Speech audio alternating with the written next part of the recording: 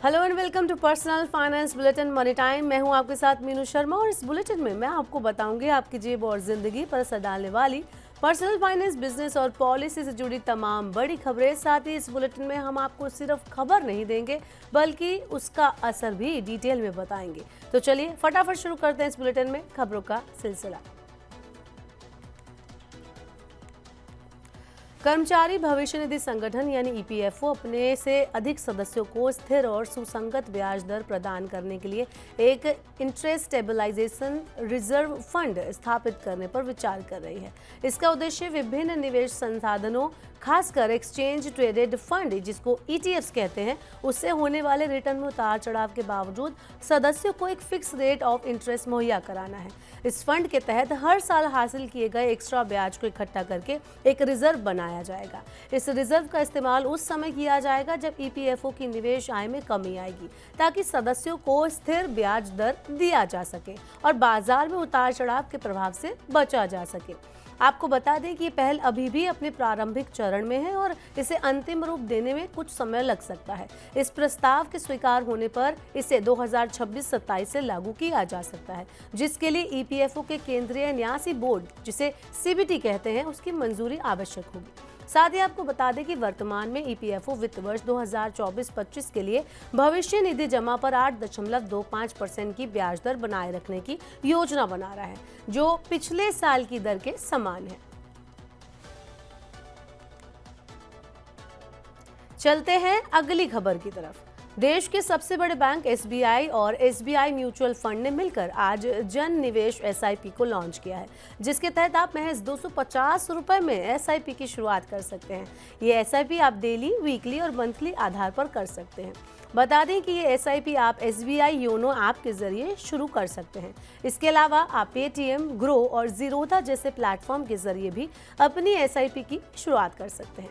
जन निवेश एसआईपी ऐसे निवेशकों के लिए शुरू की गई है जो पहली बार एसआईपी कर रहे हैं, अनऑर्गेनाइज्ड सेक्टर में काम करते हैं या फिर सेल्फ एम्प्लॉयड है।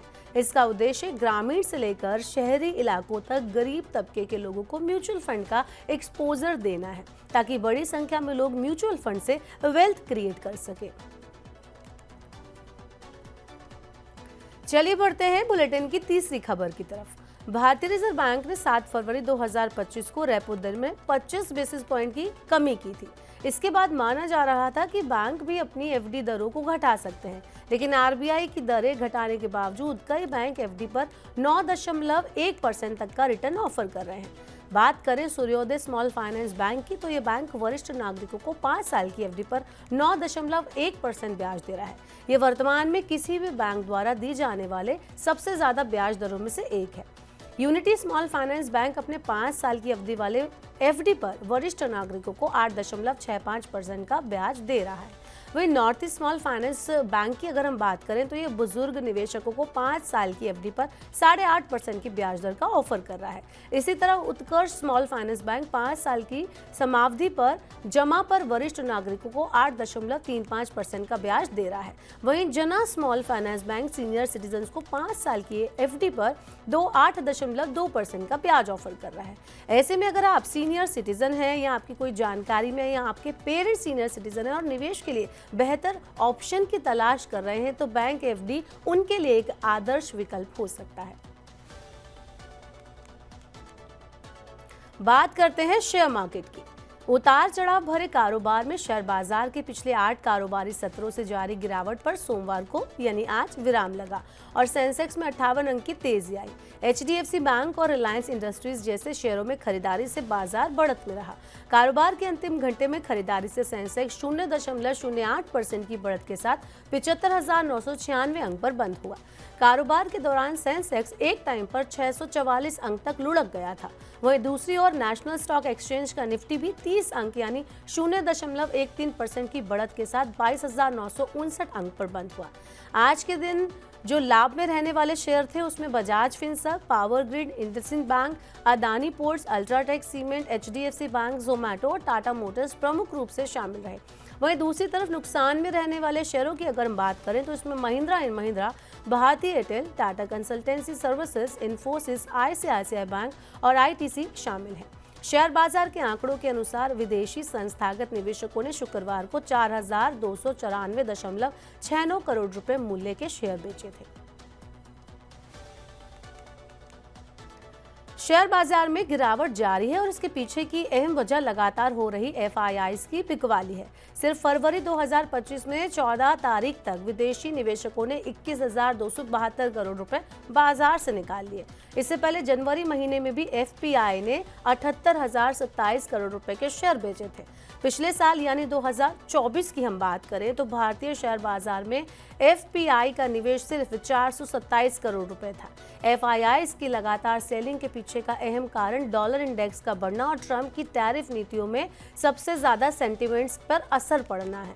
सेंसेक्स और निफ्टी में इस साल अब तक 3.4% से ज्यादा की गिरावट के कारण ये ऐसा हुआ है। वहीं बीएसई की अगर हम बात करें तो बीएसई मिड कैप और स्मॉल कैप जैसे बेंचमार्क में 15% और 18% से ज़्यादा की गिरावट भी हुई। वहीं भारतीय रुपया इस साल अब तक अमेरिकी डॉलर के मुकाबले लगभग 1.5% यानी कि 1.5% कमज़ोर हुआ है। दुनिया भर के मार्केट की तुलना में इस साल ये सबसे बड़ी गिरावट है। अब ये तो हम सभी जानते हैं कि बाजार में गिरावट जारी है और इसका असर अब आईपीओ मार्केट पर भी दिखाई दे रहा है।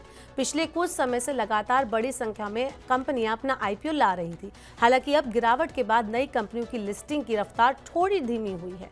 बात करें इस हफ्ते शुरू होने वाले आईपीओस की तो इस हफ्ते 2 आईपीओ सब्सक्रिप्शन के लिए खुलने वाले हैं। वो दोनों ही एसएमई कैटेगरी के हैं। पहला है एचपी टेलीकॉम इंडिया और दूसरा आईपीओ है बिजासन एक्सप्लोटेक का। कई हफ्तों बाद ऐसा हो रहा है जब मेन बोर्ड का कोई नया आईपीओ नहीं खुल रहा।